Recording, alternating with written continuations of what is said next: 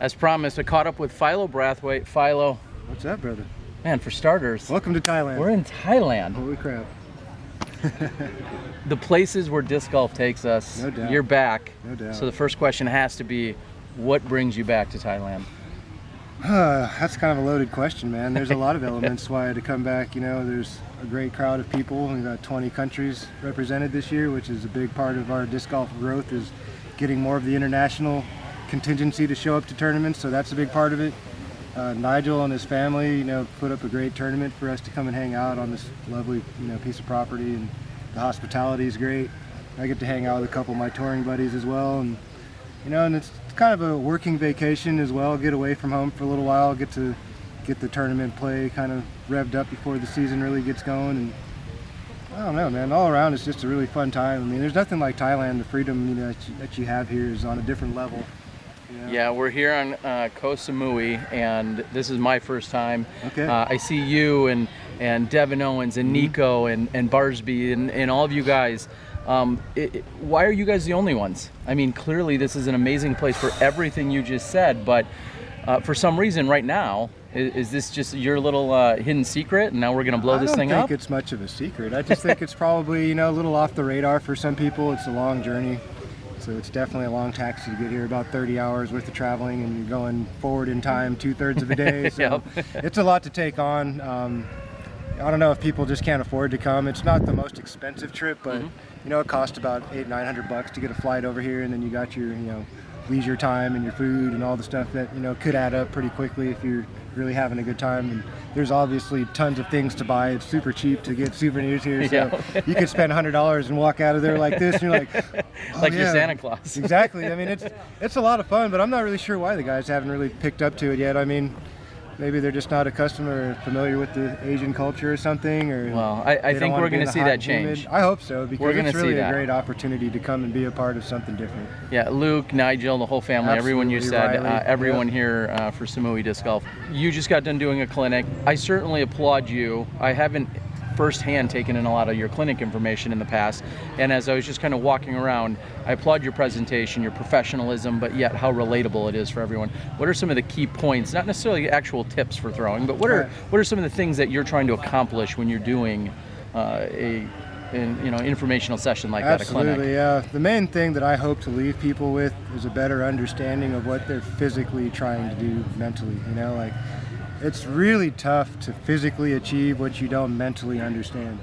And I think a lot of people are kind of in limbo or lost, or they're close to the ideas of shaping their shots the way they see it in their mind or their imagination, but they haven't quite figured out how to put the pieces together. And I think the way that I've tried to present it is, like you said, something that's easy for people to digest, and it doesn't seem like overwhelming. I try to help people realize there's small adjustments. I don't need you to change everything. You can throw a disc, so let's work with what you got and make a couple adjustments and get things working the right way. Well, I'm sure you're just like myself and any other instructor. The payoff, the gratification is you show someone the tiniest tip, they throw, and then that light bulb goes off, and they look at you like, oh my gosh, where's that been all my life? And I'm sure you have those moments constantly. Big time, yeah. That's really the purpose of that for me. I mean, it's the big pleasure for me is the elation the player gets. It's not about me feeling like, oh, I showed them the right way. It's more how excited they get when they feel it for the first time or whatever, and it's so exciting for them, and I'm excited for them. I'm jumping up and down, giving them high fives, and I'll scream out loud and let them know, like, give them that feeling of affirmation, like that's it, keep going in that direction. It's really tough. A lot of people want to see change right away. But, the more that you realize that it's a work in progress all the time, even for us pros, we have weak spots and we got to go work on them. Most of our game looks solid, but we have weaknesses, and the only way it gets better is to spend time on it. Yeah, and we see that sometimes, myself as a commentator or as a video guy, you say, oh, someone's putting is definitely off this week or this month, or someone's timing seems to be off. Those are things you notice, and I know you guys have to constantly be trying to improve on those types of things as well. Absolutely. So as we're going to move in, we'll close up by talking a little bit about what we're going to see in 2019. You already opened up with a C-tier win in Florida.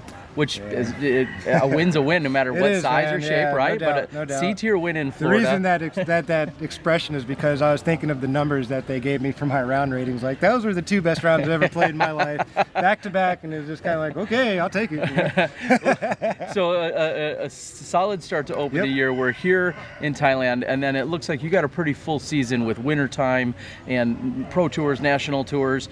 Anything different that we're going to see out of you in 2019? That's what they need to know. Anything different, out of the ordinary, whether it's an event or a strategy or touring or anything out of the ordinary? I think it's going to be pretty much the same as the past 2 years. You know, being out here full time the last 3 years or the last 3 seasons, it's been a grind. There's definitely some times where you're burnt out and tired, but you know, I like the schedule that I've had the last couple of years, coming down here to Asia, playing the U.S. until the summer, going to Europe, spending 6 weeks or 5 weeks out there, doing another similar little Euro tour with Greg or whoever else wants to come, and then come back to the States, finish up the tour, and after US DGC or so, you know, it's kind of vacation time. Then I go to Croatia in November.